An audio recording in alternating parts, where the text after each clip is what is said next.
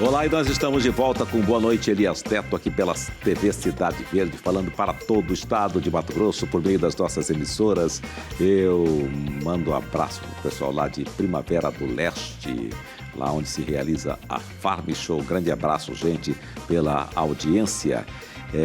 Um abraço para você que nos acompanha pelo YouTube, também pelo nosso Facebook. Vamos já colocar aí a foto do nosso entrevistado desta noite, que vai falar sobre um assunto sensível, muito importante para a saúde de toda a população. O entrevistado de hoje é cirurgião oncológico e professor universitário na UNIC, a Universidade de Cuiabá. Cirurgião oncológico pelo Hospital AC Camargo Cancer Center de São Paulo. É titular da Sociedade Brasileira de Cirurgia Oncológica, doutor em cirurgia pela Universidade Federal de São Paulo, com tese em câncer coloretal. É cirurgião robótico habilitado, com pós-graduação pelo Hospital Albert Einstein. É um dos fundadores da clínica Oncomed Mato Grosso, com quase 3 décadas de atuação na área oncológica. E por isso, a gente diz aqui, boa noite, doutor Gilmar. Boa noite, Elias. Tudo bem? É um prazer estar contigo aqui. É o seu sobrenome que é Gilmar de? Ferreira do Espírito Santo. Gilmar Ferreira do Espírito Santo. AC Camargo é um hospital, uma das maiores referências no Brasil? Sim, o Hospital AC Camargo, né? Hoje o AC Camargo Cancer Center é um centro tradicional, um dos pioneiros do tratamento de câncer no país. E hoje é o principal centro de pesquisa voltado ao câncer no país e na América Latina. Né? Sim. Você esteve por lá, ficou lá nesse hospital, evidentemente participando das pesquisas. E como é que foi a sua estada por lá? Então, na nossa formação como cirurgião oncológico, nós fazemos inicialmente uma residência médica em cirurgia geral, que são 2 anos, e posteriormente uma subespecialização. No caso, eu fiz em cirurgia oncológica, são 3 anos o período que eu permaneci no hospital. Né? E como é que era a rotina lá? Dá uma ideia, a gente fica curioso, né? Algo assim, numa grandeza. Né? Então, é um período que existe uma dedicação total àquela especialidade que você está fazendo, àquele hospital, todos os dias. Chega de manhã e vai até a noite, plantões, fim de semana quando necessário. É um período muito intenso mesmo, mas é o mais importante na formação do especialista, sem dúvida nenhuma. E lá você encontra o que há de melhor em termos de tecnologia e tudo isso, está por ali. Sim. Existem grandes centros de tratamento de câncer no país, né? Para a população, o AC Camargo talvez não seja o mais conhecido, a gente fala de hospitais mais elitizados. Mas o Hospital AC Camargo, em termos de tecnologia e de pesquisa, sem dúvida nenhuma, é o hospital de ponta hoje no país. É uma abreviação, o que vem a ser o AC? Antônio Cândido Camargo. Antônio Cândido Camargo. Que foi o fundador do hospital e, naquela época, de uma rede de hospitais do estado de São Paulo. Então, existia em Santos, em Jaú, em Barretos, e tinha mais uma cidade. Os remanescentes são o de Barretos, que é bastante conhecido. É super conhecido. Super conhecido, atende muito pacientes do SUS, né, que é o Hospital do Amor. E o de Jaú também ainda permanece. Sim. E o AC Camargo continuou com a matriz. Mas a ideia dele era o AC Camargo ser o núcleo e esses centros de referência para captação de pacientes. Me diz uma coisa, como é que é seu histórico de vida? Você já nasceu querendo ser médico ou não? Ou você tinha uma outra ideia? Então, o meu pai, nós íamos para Rondonópolis, eu tinha 8 anos de idade. Sim. E meu pai trabalhava como administrador de uma fazenda de um médico. Sim. Então, eu convivia muito naquele meio médico, depois trabalhou com outro médico também. E, embora ele nunca tenha obrigado eu e meu irmão a fazermos a seguimos essa profissão e falava, olha, médico é uma boa profissão. Sim. E nós somos, na verdade, ficando com aquilo, né? E depois que eu comecei a estudar mesmo, que eu voltei para São Paulo para estudar, fazer o 2º grau, aí já realmente focado em que essa seria a minha profissão. Sim. Mas você vivia na fazenda? Não, morava na cidade. Morava na cidade. Nós estudávamos na cidade, meu pai passava a semana na fazenda. Sim. É um histórico de muitos que vêm embora para Mato Grosso, né? Sim. Isso aí faz quanto tempo? Foi em que ano, mais ou menos? Isso foi... Você é de onde? Como? Você é de onde? Eu nasci na Bahia. Na Bahia. Mas eu morava em São Paulo quando eu fui para Rondonópolis com 7 anos de idade. Eu e meu irmão. Isso foi em 1970. Sim. Eu me lembro muito bem, porque teve a Copa do Mundo, não tinha televisão, não ouvíamos no rádio, foi uma época muito... Engraçado, histórico parecido com o meu. A Copa de 70 eu também não tinha televisão ainda em casa. E eu me lembro que a gente ficava no rádio ouvindo e tal. Mas é engraçado que naquela época eu não tinha ideia do que era a Copa do Mundo, né? E eu imaginava que a Copa estivesse ocorrendo ali, perto da minha casa. Porque tinha um jogador chamado Jairzinho. E na nossa cidade, um vizinho meu também que jogava futebol, era Jair, e que a esposa dele também chamava de Jairzinho, né? Aí, se não me engano... Era seu vizinho famoso. Exatamente. Se não me engano, o primeiro gol na Copa de 70 foi do Jairzinho, né?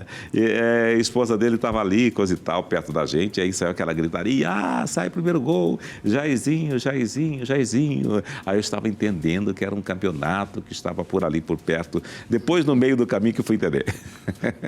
Isso mesmo.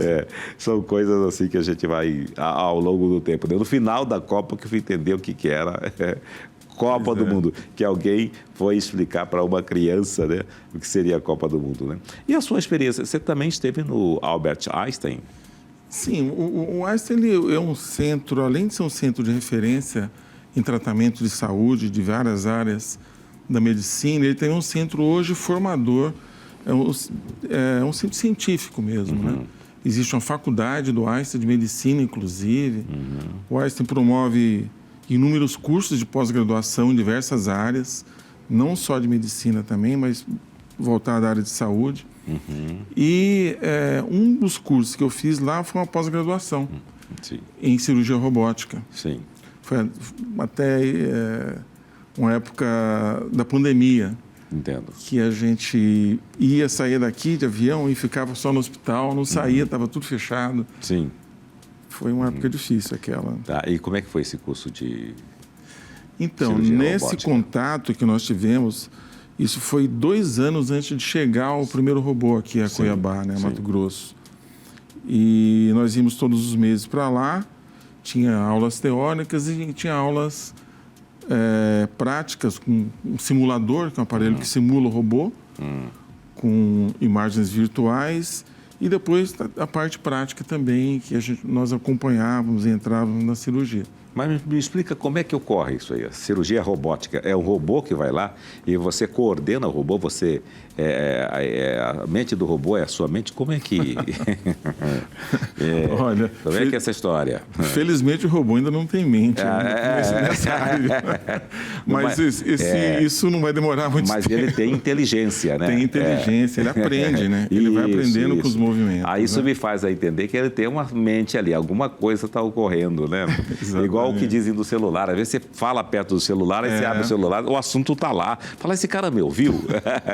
É verdade, é bem assim mesmo. Então, o robô, ele é um instrumento, né? Uma ferramenta. Uma analogia, assim, bem próxima seria como no videogame, em que você movimenta um joystick e lá na tela os seus movimentos são reproduzidos, né? Aquelas lutas, por exemplo, né? Então, o robô ele não faz a cirurgia sozinho, ele não sabe fazer a cirurgia ainda, o robô existente na prática, né? O cirurgião já tem que saber fazer a cirurgia, né? E o robô funciona como instrumento do cirurgião. Né? Os movimentos que você faz aqui são reproduzidos pelo robô lá. Né? A diferença que existe da videolaparoscopia, né, que é já bem mais tradicional aqui no nosso meio, que é o que geralmente se faz vesícula, hérnia e outras cirurgia bariátrica. Que é um furinho só, dois, três, quatro furinhos. Aqueles furinhos. Sim. Do robô também são os furinhos. São os furinhos. Só que na laparoscopia, as pinças elas são retas. Sim. E não tem articulações. Sim. No robô, ele simula o movimento de um punho, de uma mão. Entendo. Então, você consegue, dentro daquela cavidade que você está operando, movimentos mais precisos e mais complexos, né? Que com a vídeo você não consegue fazer. A minha esposa, ela fez uma cirurgia de vesícula. Aí são 4 furinhos. Isso. Aparentemente 4 furinhos, né? Mas o estrago lá dentro parece que é meio, né? Faz bastante coisa. Faz bastante coisa, né? Aí vai lá, retira aquele órgão, a vesícula. Ele retira, ele vai, busca e retira a vesícula. Sim. E a partir do momento que ele retira aquele vazio que fica ali, como é que é preenchido? Como é que é trabalhado? Dá ponto ali, como é que é? Dá para fazer o que você quiser lá, mas o vazio que fica, por exemplo, no caso da vesícula, não precisa fazer nada. Ele é um órgão que, embora tenha uma importância fisiológica, a gente pode viver muito bem sem ele. Vesícula, apêndice, útero, por exemplo. Quando precisar tirar, tira. Entendo. E aquele espaço em que existe o órgão, os outros órgãos se acomodam ali, existem aderências. Sim. E os outros órgãos ocupam aquele espaço. Sim. Eu fiz cirurgia para corrigir aqui, o manguito rotador, ombro. Aí depois fui dar uma olhada na imagem, né? Fiquei meio assustado, né? Porque são 3 furinhos, eu tenho 3 furinhos, né? Aí, na hora que você vai ver a imagem, mexe tudo lá por dentro, né? Uma coisa assim, fantástica, né? Uma coisa que você olha assim e fala, nossa, que maravilha, como a ciência, né? Aonde chegamos com a ciência. A evolução que houve, né? E essa evolução da cirurgia, né? Cirurgia tradicional, que era a cirurgia por via aberta, né? Sim. Que é ainda mais executada ainda no mundo todo, ainda se faz muitas vezes, e é necessário fazer mesmo. Evoluiu para a cirurgia laparoscópica, né, que são dos furinhos, que hoje é comum no Brasil inteiro, a maioria das cidades tem. E agora a evolução da cirurgia laparoscópica é a cirurgia robótica. Sim. Que é a cirurgia também minimamente invasiva, que são pelos furinhos, só que tem essas vantagens. A imagem 3D, a gente vê a profundidade, né? Ao passo que a laparoscopia é como se você estivesse vendo na televisão. Você não tem a noção de profundidade tão boa quanto você tem na cirurgia robótica. Perfeito. Agora, existem casos que aí ela tem que ser coração, por exemplo, fala de peito aberto. Que foi o caso do Otaviano Costa, né? Sim. Por que chegou a esse ponto? Ele aparentemente não tinha nada, estava super tranquilo. De repente, uma coisa foi pego de surpresa, foi levado para o hospital e não, aqui é peito aberto, teve que abrir. Por que chega a esse ponto? Bom, eu não sou especialista em cardíaca, mas... que a gente, quando conversa com médico, você fala, começa a perguntar tudo, né? Não, mas eu posso ajudar um pouquinho nesse sentido. Imagina. Então, a base de tudo é a prevenção, né? Sim. Com certeza ele não vinha fazendo os exames rotineiros de prevenção. E mesmo assim é possível que tenha alguma surpresa. Mas quando você faz o diagnóstico na fase inicial, por exemplo, no caso da doença coronariana, né, que são as artérias do coração, ela vai fechando lentamente, aos poucos, pelas placas pela aterosclerose. Sim. Vai fechando progressivamente. Se você detectar esse fechamento em uma fase em que ainda não está crítico, não está próximo de um infarto, ou não está infartando, é possível um tratamento menos invasivo. Sim. Aí faz aquela angioplastia, faz o cateterismo cardíaco, geralmente através de uma artéria do braço ou da perna, chega lá no coração e coloca um stent dentro da artéria, que é como se fosse um duto que vai dilatar aquela artéria. Dá para dilatar através de uma arterioplastia ou colocar esse stent dentro. Sim. Em algumas situações, não é possível colocar o stent, ou pela gravidade dessa estenose, ou pela posição que está no local que está a estenose. Aí é preciso fazer uma cirurgia de peito aberto, como você já muito bem falou, e colocar chamadas pontes, né? Mais conhecida a ponte de safena, que tira uma veia da perna, que é a safena, que é aqui na perna, tira essa veia e substitui aquela artéria que está com problema. Faz uma ponte sobre um desvio, né? Sim. A obstrução está aqui, você faz um desvio. Sim. E o sangue passa através desse desvio. E aí a vida que segue. Vida que segue. Não tendo múltiplas artérias obstruídas, a pessoa tem uma vida normal. É que surpreende que você vê um Otaviano Costa, por exemplo, a atividade dele e tal, parece um cara magro, né? Essa coisa toda, o perfil, né? E aí, de repente, vem uma surpresa dessa natureza. Né? Mas, pois não, você ia falar algo? Só que assim, a maior parte da doença aterosclerótica ela é ligada à hereditariedade. Sim. Então, provavelmente, a família dele deve ter pessoas com aterosclerose, a mãe e o pai, e independentemente da alimentação, da pessoa ser obesa, sedentária ou não, se não tomar remédio, o colesterol vai estar alto. Vai estar alto, né? Tem que se cuidar mesmo, né? E não dá para, fulano é magro e coisa e tal, né? Não é aí fulano é magro, mas ele tem diabetes. Uai, mas sim, mas está aí, né? Como é que pode? Como é que pode? Mas pode, né? Pode. Mas já que nós saímos um pouco da sua especialidade, eu estou talvez assim, vamos voltar para ela, né? Que você é especialista na questão coloretal, né? Você trabalha nessa linha aí, especialista. Quais são os fatores que levam a essa questão? Bom, eu trabalho com câncer de uma maneira geral, com a parte cirúrgica de câncer, né? E o câncer, eles são, na verdade, várias doenças, centenas de doenças que são englobadas nessa categoria, nesse nome de câncer. Né? O câncer coloretal é um desses tipos de câncer. Sim. É o câncer que acomete o intestino grosso. Sim. Nós temos o intestino delgado, o intestino fino, que é longo, tem em torno de 7 metros ou mais, e o intestino grosso, que é a parte final que forma as fezes. Eu acho que você trouxe o intestino aí, não trouxe o intestino? Exatamente. Deixa eu ver o intestino. Mostra para nós. Cadê? Essa câmera, sua câmera é aquela, né? Ok. Essa é qual parte... O intestino grosso, ele fica a que altura do corpo? Fica logo abaixo do coração? Como é que é? Não, ele fica no abdômen, no abdômen? Nessa parte inferior, aqui a parte abaixo da boca do estômago. Sim, de maneira popular. A boca do estômago. Boca do estômago. Dali para baixo. Né? Tem essa parte, além tem outros órgãos, mas os órgãos maiores são o intestino delgado, o intestino fino, fica aqui nesse meio. E em volta dele, o intestino delgado acaba aqui no intestino grosso. Sim. Aqui o apêndice secal, onde tem apendicite. Que é aquele que a gente pode retirar. Pode remover. Dá complicações, né? O senhor se lembra da época em que as pessoas falavam, fulano de tal faleceu que o apêndice sulfurou. Sulfurou, exatamente. O que queria, que a pessoa seria uma infecção no apêndice.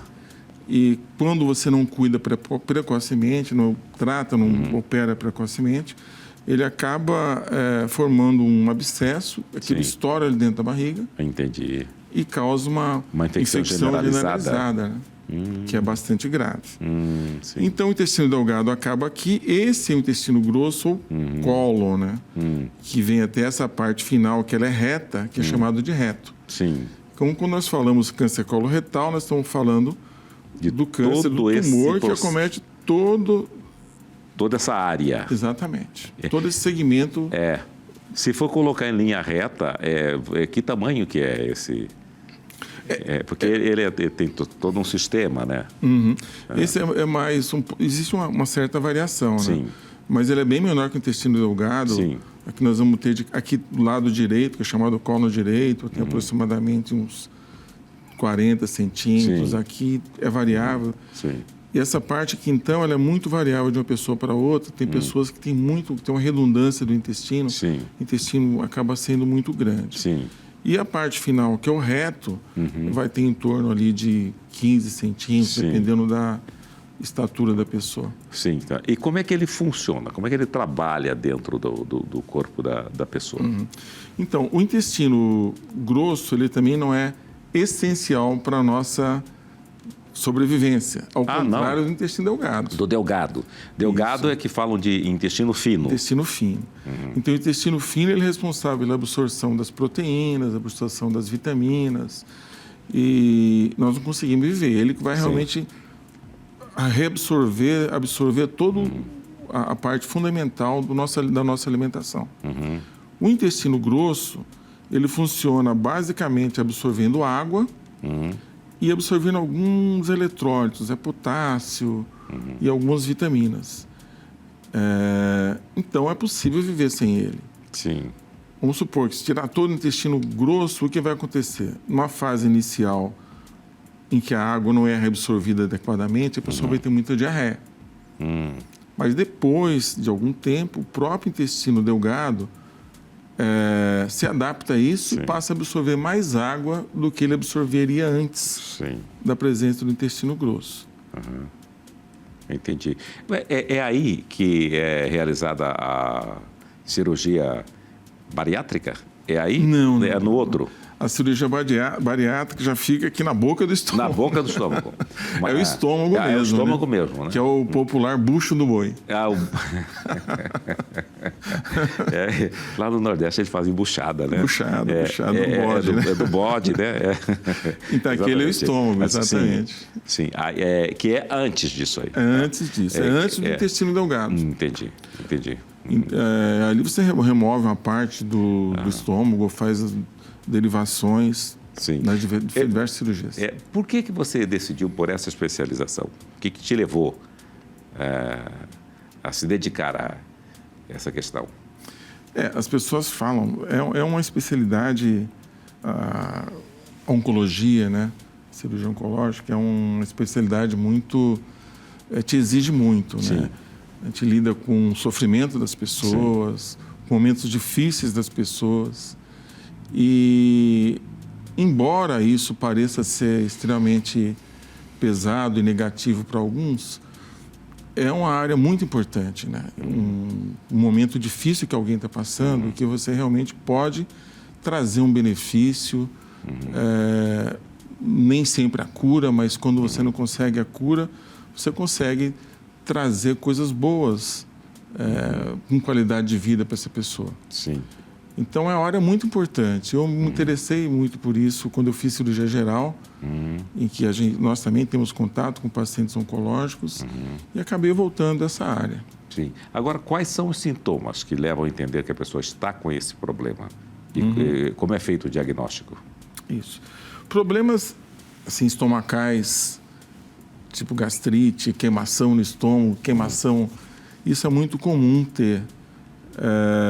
Diarreia também é uma coisa muito comum de todos nós termos e não está relacionado com câncer necessariamente. Sim. Às vezes a gente tem uma prisão de ventre, com o intestino preso. Todo mundo passa por isso na vida. Mas alguns sintomas, quando persistentes, é um sinal de alerta, deve te levar a ter atenção para procurar que causa pode estar levando a isso. No caso do intestino grosso, que é a fase final, que as fezes são formadas e que são eliminadas, quando existe algum fator, por exemplo, que leva a uma obstrução de uma parte do intestino, que vai fechando o intestino, nós vamos ficando mais ressecados, mais constipados. Podemos ter cólica, esforço para evacuar. A passagem das fezes ressecadas por esse tumor pode provocar pequenos sangramentos ou até sangramentos mais intensos nas fezes. Sim. Então, embora não haja sintomas específicos, esses sintomas de constipação, de prisão de ventre frequente, de sangramento nas fezes, de dor para evacuar, de extensão do abdômen, quando fica se torna repetitivo, é preciso fazer alguns exames para tentar ver se há alguma coisa. Aí quais são esses exames? O exame mais utilizado para diagnóstico definitivo é a colonoscopia. Sim. Que as pessoas conhecem mais a endoscopia, que vê o estômago. Sim, exatamente. O esôfago e o estômago. A colonoscopia, ela vê toda essa parte do intestino grosso. Perfeito. Ela não chega no intestino delgado, que é muito comprido, mas ela vê todo o intestino grosso. E o câncer, ele se inicia nessa parte interna do intestino. Essa rosinha que é chamada mucosa. Sim. O adenocarcinoma, que é o tipo disparado mais comum, ele se inicia aqui, através desses pólipozinhos, não sei se você consegue ver, umas verruguinhas que tem dentro do intestino, que são os pólipos. Sim. O câncer se inicia nos pólipos. Eles ficam aumentados? Eles vão crescendo vão progressivamente, né, quando não tratados. Então, nós podemos dizer que, embora o câncer coloretal seja muito frequente, ele é um dos mais frequentes no mundo. Aqui no Brasil, nas mulheres, é o segundo mais comum, nos homens também, nessa última estatística do Instituto Nacional do Câncer. Então, é preciso se cuidar. As mulheres se preocupam muito com câncer de mama. Sim. Mas o câncer de intestino, ele tem uma frequência muito grande, tanto em homens quanto em mulheres. E ele é prevenível também. Se eu remover esses pólipos através da colonoscopia, antes dele se transformar em um tumor, essa pessoa não vai ter câncer. Entendo. Então, é possível prevenir o câncer coloretal. Sim. Nós estamos falando já de uma prevenção, que já é uma prevenção armada, que nós já removemos alguma existência de alguma coisa que pode levar a câncer. Sim. Mas existe também a prevenção com os hábitos de vida, né? Sim. E quais seriam essas? O câncer, ele é uma doença que ele não tem uma causa única. Todos nós conhecemos pessoas que já fumaram a vida toda e nunca tiveram câncer, né? Sim, ocorre. Mas o tabagismo é um fator de risco importante para vários tipos de câncer. E também para câncer do intestino. Sim. Mas aqui, nesse caso, os hábitos alimentares são muito importantes. Sedentarismo, obesidade, consumo desenfreado de produtos industrializados, Sim. de proteína animal, de carne vermelha, exageradamente. Todos esses fatores associados acabam levando à transformação naqueles pólipos. Sim. Não são todos os pólipos que vão se transformar em câncer, mas alguns pólipos associados a esses fatores de risco acabam levando à formação do câncer. Sim. Então, para se cuidar, para cuidar da saúde, né? Exemplo do coração, da pressão, colesterol, é preciso a modificação dos nossos hábitos de vida ao longo da vida, né? Não adianta desesperar de última hora e falar, agora eu vou ficar livre de tudo, né? É preciso, durante muito tempo, estar se cuidando. Quando a pessoa descobre uma situação como essa, ela trata e ela consegue sair dessa situação. E aí fala, bom, agora eu vou para a academia, digamos que ela tenha 50 anos, vai para a academia, faz isso, coisa e tal, resolve. Essa mudança de hábito a partir de uma certa idade, resolve ainda quando você consegue... Sempre ajuda, né? Sempre ajuda, viu, Elias? O câncer, assim como o diabetes, hipertensão, pressão alta, né, são doenças assim, crônico-degenerativas. Embora possam acontecer em pessoas jovens, acontecem em pessoas de uma faixa etária maior. Porque é necessário que esses fatores de risco hajam durante um período muito longo, vários anos, para que ocorram aquelas transformações nas células. A partir dessas transformações, essas mutações, que o câncer vai acontecer. Então, o câncer é uma doença da longevidade. Um dos fatores que está aumentando a incidência de câncer no mundo inteiro, hoje a segunda causa de óbito no mundo e a primeira em mais de 100 países, é o câncer. Então, nós estamos vivendo mais. Sim. Antes, as pessoas morriam muito cedo de outros problemas infecciosos e problemas não diagnosticados, principalmente do coração, né? Hoje, as doenças cardíacas estão mais controladas, as doenças infecciosas estão mais controladas, as pessoas têm uma qualidade de vida, mais acesso à saúde, estão vivendo muito mais. Sim, mas a partir de que idade, mais ou menos, que a pessoa deve pensar, bom, eu tenho que verificar isso aqui porque eu posso ter este problema. A partir de que idade? 30 anos, 40 anos? Então, embora o câncer aconteça, na maioria das vezes, em pessoas mais idosas, não idosas, mas acima de 40, 50 anos de idade, o pico de incidência em torno de 60, né? pode acontecer em pessoas mais jovens. Sim. Qualquer doença, assim, como foi o caso do Otaviano, por exemplo. Sim. Então, o cuidado tem que existir rotineiramente, para quem não sente nada, fazer uma colonoscopia a cada 5 anos. A partir de 45 ou 50 anos de idade, hoje nós diminuímos a idade inicial a partir dos 45, uma colonoscopia a cada 5 anos em pessoas que não têm sintomas nenhum. Sim. Qualquer pessoa que tenha sintomas persistentes, como esse que eu falei, aí sim pode fazer antes. Sim. Pessoas que têm uma história familiar, com vários familiares, com história de câncer de intestino, por exemplo, o ideal é que seja feito mais precocemente. Entendo.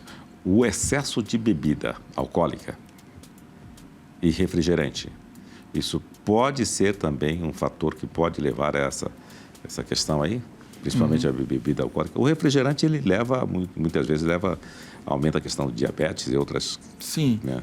gastrite, outras coisas, mais problemas estomacais. Mas ele também tem muitos conservantes. Sim.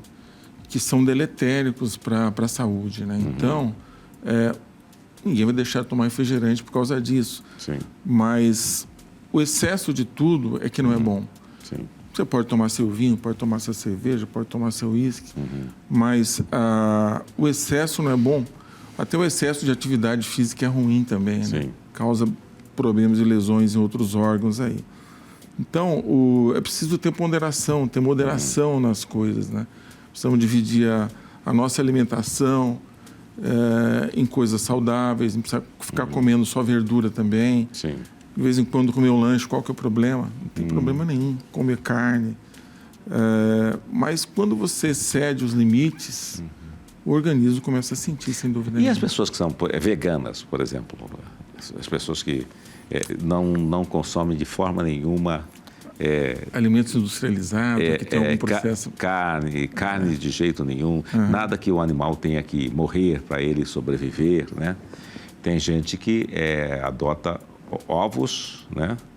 E essas pessoas, como que elas fazem para conseguir se adaptar e evitar as deficiências no corpo? Bom, é outro extremo, né? É outro extremo. O extremismo acho que nunca é bom. É extremo. É extremismo também, né? Mas é uma opção de vida, né? Sim. Se a pessoa é feliz com isso, tudo bem. Hoje, com um acompanhamento nutricional adequado, você consegue substituir as proteínas animais, tudo que você encontra nos produtos animais, por produtos vegetarianos ou produtos naturais. É possível. Sim. Mesmo que precise lançar a mão de suplementação vitamínica, por exemplo. Sim. Encontra-se proteínas em outras... Consegue. Mas eu vi alguém me dizendo recentemente que não há proteína que possa substituir a carne vermelha. Isso é folclore? É folclore, Dá para substituir, né? Nós temos boas proteínas de origem animal por outras fontes, na carne branca, em frutos do mar, mesmo em vegetais, é possível sim. Eu conheci uma família que é apaixonada pelo churrasco. Não preciso dizer que é do Rio Grande do Sul, né? O churrasco começava aos domingos às 9 da manhã e terminava às 9 da noite. Sempre assim, com muita cerveja gelada. Né? E aí eu passei alguns domingos com ele. E a carninha parece aquele salzinho assim. Aí a cerveja, na época... Aí chama a cerveja? Na época eu tomava cerveja, há muito tempo que eu parei. E aí a cerveja ficava mais gostosa, né? Onde que vai parar isso? O que vai dar isso aí? Bom, esses são os excessos também, né? Ninguém vai deixar de comer seu churrasco, né? Imaginou comer churrasco todo dia? Pois é. Aí nós temos vários elementos nessa composição, né? Que também não faz bem para a saúde, né? O churrasco ele é mais salgado, tem um excesso de sal. Esse excesso de sal tem relação com várias doenças, até com câncer de estômago, por exemplo. A carne que é assada, ela libera substâncias também pela fumaça, pela brasa, que se você consumir rotineiramente também vai levar problemas à saúde e aumenta também o risco de câncer de intestino. Sim. A gordura saturada, que é a gordura animal, ela aumenta o risco de câncer de intestino também. E essa história, não consuma, as pessoas, alguns dizem, não consuma óleo, não consuma óleo de soja, consuma banha de porco. Tem sentido? Olha, aí também o excesso de óleo não é bom. Não é bom. O excesso de gordura de qualquer origem não faz bem. Não serve. Mesmo que não cause câncer, pode juntar placa de aterosclerose, pode dar problema cardíaco e tudo mais, né? Então, quanto menos você consumir, é melhor. Antes, as pessoas, inclusive, utilizavam banho de porco para conservar carne, né? Você lembra disso, daquela lata de banha? Lata de banha, exatamente. Né? E as pessoas lata viviam de 20 muito quilos. bem, né? É que mudou muito também o entorno, o nosso meio ambiente, né? O que nós vemos, consumimos, ouvimos e falamos, né? Tudo isso influencia. O aspecto emocional também influencia em diversas doenças, né? Sim. Não tem dúvida. Você falou que as pessoas viviam muito bem. Elas viviam muito bem ou elas viviam muito pouco? Eu acho que eram as duas coisas. As duas coisas. Porque eu me lembro que uma pessoa com 50 anos, na minha infância, eu olhava uma pessoa com 50 anos, ela era uma pessoa já bastante idosa. Consumida, né? Bastante consumida, né? Há algum tempo, o meu cardiologista, ele tem uma foto na parede, que são as pessoas numa praça, uma foto bem antiga. Aí ele me mostrou um dia, olha aqui, tá vendo aqui quantas pessoas aqui são obesas? Nenhuma. Não havia nenhuma pessoa obesa. Recentemente eu vi uma reportagem mostrando São Paulo, na década de 50. As pessoas caminhando lá na Paulista, pessoas magras, quase todas pessoas magras. E aí quando a reportagem, essa foto, e o médico também me afirmou, né? Olha, as pessoas, por exemplo, andavam a cavalo, andavam muito a pé, e esses hábitos garantiam melhor saúde a essas pessoas. Né? Sem dúvida. Nós teríamos que voltar a andar mais a pé? Teríamos que voltar. O problema é o calor de Cuiabá. É o calor de Cuiabá, né? O nosso sol aqui, né? Um para cada cuiabano, né? Exatamente. Então, mas a obesidade é um fator de risco para várias doenças e também para o câncer, né? Sim. Então, é recomendado realmente que nós tenhamos hábitos mais saudáveis, né? Sim. E a atividade física, você sabe muito bem disso, é muito importante. Sim. Inclusive na prevenção de câncer também. A obesidade é relacionada com diversos tipos de câncer. Por exemplo, câncer de mama, que parece que não tem nada a ver com obesidade, mas tem a ver com obesidade. O sedentarismo, de uma maneira geral, tem a ver com as doenças, né? E a humanidade ficou mais sedentária, né? Nós ouvimos a Copa de 70 no rádio, hoje você fica na televisão, com a bebida de um lado, a comida do outro, e só zapeando. Você nem levanta para ir lá trocar o canal mais. Não levanta, né? não. Então, as pessoas não andam a pé, não andam de bicicleta. O trabalho era mais braçal do que é hoje, né? Hoje é um trabalho cada vez mais tecnológico, né? E por isso que o câncer tem incidência tão grande nos países industrializados, mais desenvolvidos. Né? A África tem muito menos câncer do intestino, câncer coloretal, do que os países ricos, desenvolvidos. Se alimentam mais com vegetais, com fibras. E o consumo de fibras também ajuda na prevenção de câncer. É muito importante. Como é que a fibra age no nosso organismo?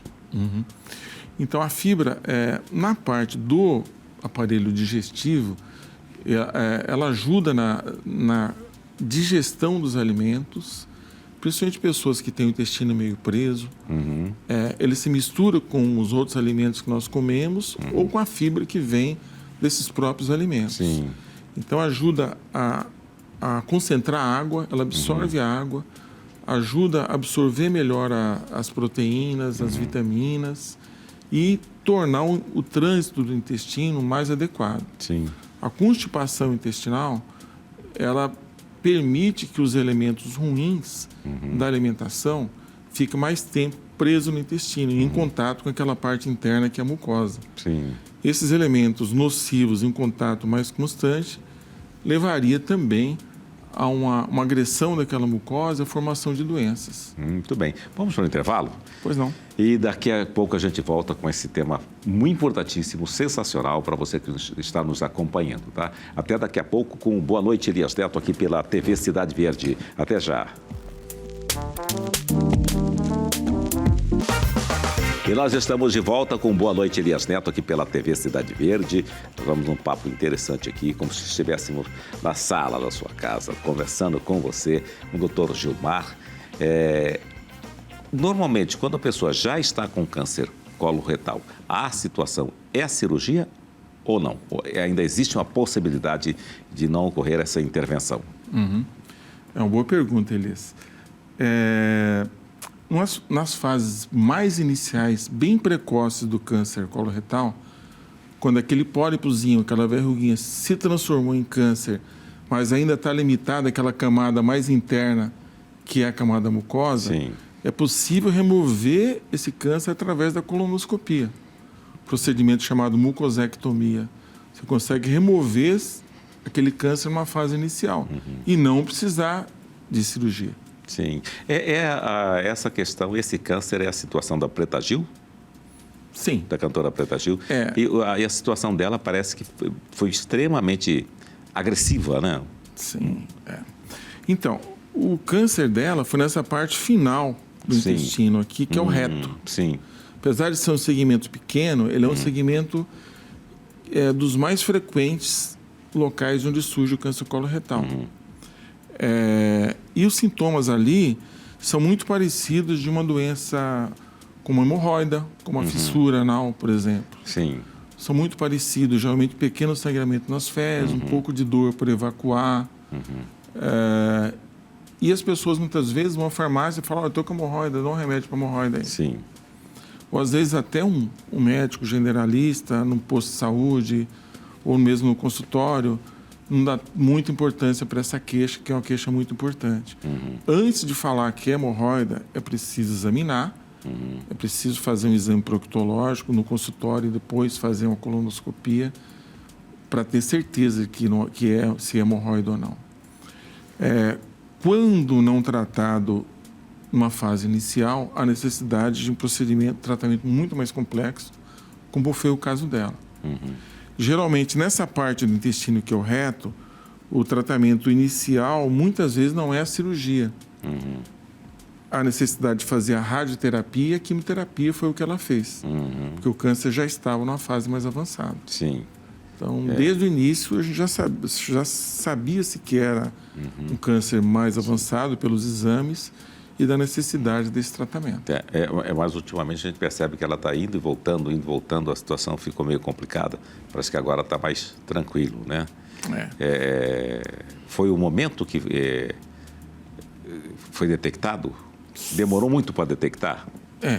Sem dúvida, sabe? No caso do reto, é possível até que esse tratamento com a radioquimioterapia resolva o problema definitivamente. Isso acontece aí em 20%, 25% das vezes. Sim. Mas o câncer pode voltar. E no caso dela, aparentemente havia sido controlado, mas o câncer voltou novamente no reto. Na verdade, ele persistiu microscopicamente e voltou a crescer depois. Entendo. Ela fez uma cirurgia inicial, isso os dados que a gente sabe não são dados médicos, mas não são oficiais, né? Fez uma cirurgia inicial, depois o câncer voltou novamente, ela tentou outros tratamentos e agora, por último, fez uma cirurgia mais extensa, onde ela precisou ficar com uma colostomia, que é aquela bolsinha tão temida por todos que tem esse problema, né? Mas não são todos os pacientes que precisam ficar com essa bolsa. Sim. E há um momento em que se pode reverter e não existir mais aquela bolsinha? Sim. Quando ainda resta uma parte do reto, é possível religar o intestino a essa parte do reto. Sim. Quando o tumor está na parte final do reto, aí ele já pega a musculatura do ânus, chamado esfíncter anal. Sim. Quando envolve aquela musculatura, esse esfíncter, a gente não tem mais como religar aquilo ali. Sim. Aí a necessidade de ficar com aquela bolsa em definitivo. Sim. Mas na maioria das vezes não. A não ser que haja alguma complicação do tratamento, da cirurgia. No caso dela, isso aconteceu também. Sim. Onde que ocorre a diverticulite? Então, a diverticulite acontece um outro probleminha que tem aqui no intestino. Aqui também tem nessa maquetezinha aqui. Sim. Que são essas bolinhas para o lado de fora. Sim. Então, o pólipo é para o lado de dentro e a bolinha para o lado de fora. São saquinhos. Sim. São divertículo, nada mais é que uma saculação que fica aqui. Quando as fezes vêm em alguma porção de fezes, entope esse divertículo, esse saquinho, pode provocar uma inflamação e uma infecção. Essa infecção do divertículo é a diverticulite. Sim. Então, divertículo, a maioria de nós vai ter depois dos 60 anos de idade ou mais. É uma doença assim meio que dá longevidade também. Sim. E não traz problema nenhum. Sim. Vai causar problema quando causa diverticulite, que é infecção, ou pode ter algum sangramento também. Esse diagnóstico, essa doença é que teria matado o Tancredo Neves. O Tancredo Neves foi uma novela também. Uma novela, ali. Eu acompanhei, eu fazia residência de cirurgia geral nessa época. Né? Sim. E ele ficou lá em São Paulo, né? Ele operou em Brasília, inicialmente, na véspera da posse. Na véspera da posse, né? Exatamente. Inicialmente falaram que era um apendicite. Apendicite, e depois... Depois era, na verdade, ficou como um tumor no apêndice, que é mais raro, mas pode acontecer também. Ele fez uma cirurgia inicial, essa cirurgia complicou. Sim. Aí ele teve infecção, teve fístula. Aí ele foi transferido para São Paulo, foi reoperado lá algumas vezes, que não resistiu. Mas era uma doença inicial, uma doença aparentemente curável. Curável, né? Curável mesmo. Mas complicou o tratamento. Sim. Eu me lembro, inclusive, que tem um jornalista, que agora ele é agropecuarista, que era o Carlos Nascimento. Carlos Nascimento, ele ficou apareceu muito fortemente naquela época, fazendo a cobertura, né? Seguiu todo o caso do Tancredo, né? Seguiu, exatamente. E ele ficou muito familiarizado, inclusive, com os nomes técnicos, né? E aí ele dizia e traduzia. Ele já era um cara bastante respeitado, ficou mais respeitado ainda. Sim, é verdade. Eu me lembro disso. Bom, essa questão aí, quando nós nós já nascemos com uma predisposição. Há casos que são de predisposição, é genético, ou esse tipo de câncer ele pode ser adquirido mesmo, ele é adquirido? Essa é outra questão também importante que as pessoas se perguntam, às vezes falam, minha família não tem ninguém que tem câncer, eu estou tranquilo, né? Ou alguns outros se preocupam excessivamente. Olha, tem um parente meu que já teve câncer. E eu morro de medo disso. A maior parte dos cânceres são chamados esporádicos, são relacionados com fatores ambientais. 90% dos cânceres são assim. Os cânceres hereditários, que são esses de origem familiar, são a minoria, em torno de 10% dos casos, um pouco mais. Então, a maioria deles são adquiridos ao longo da vida. Por isso que nós temos que ter hábitos bons desde a infância, ensinar os nossos filhos a terem hábitos saudáveis durante toda a vida. Porque são pequenas problemas que vão acontecendo pontualmente naquele mesmo lugar e que pode causar uma doença. Né? Sim. A partir de que momento que o médico olha, examina, chega a um ponto e diz, aqui deu metástase. E o que é essa palavra? Você está parecendo o Carlos Nascimento já. Está especialista. Então, a metástase, ele é quando as células do tumor se desprendem do tumor inicial, que é o tumor primário, caem na circulação sanguínea ou linfática, que é o tipo de circulação que nós temos, e vão se instalar em outro local. Como uma semente que cai num córrego e para na margem e começa a crescer uma planta ali. Então, a metástase é uma extensão à distância do tumor. Quando nós fazemos o diagnóstico de câncer, nós temos ali por obrigação fazer o chamado estadiamento. Estadiamento, que são exames para tentar detectar essas metástases à distância e também, ao mesmo tempo, ver como é que está o tumor primário. se é possível remover inicialmente pela cirurgia, ou se ele está envolvendo algum órgão importante, vital, que eu não posso remover. Aí eu vou precisar fazer primeiro a quimioterapia, ou primeiro a quimio e a radioterapia, e depois, na segunda etapa, fazer a cirurgia. Sim. E aí, mas, como eu disse inicialmente, aquela palavra que você falou que eu estou parecendo nascimento, né? A partir desse momento, não tem mais saída? Quando Assim, dá metástase? Quando tem metástase, não, ainda tem saída. Ainda tem saída? Ainda Sim. tem saída.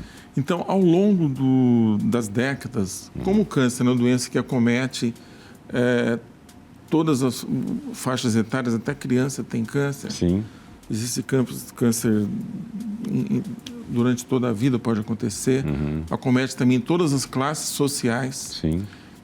Alguns cânceres são mais frequentes na classe social mais baixa, outros nas mais ricas, mais abastadas, dos países mais ricos, dos países mais pobres. Existe essa divisão também, por diversos fatores aí de risco aí.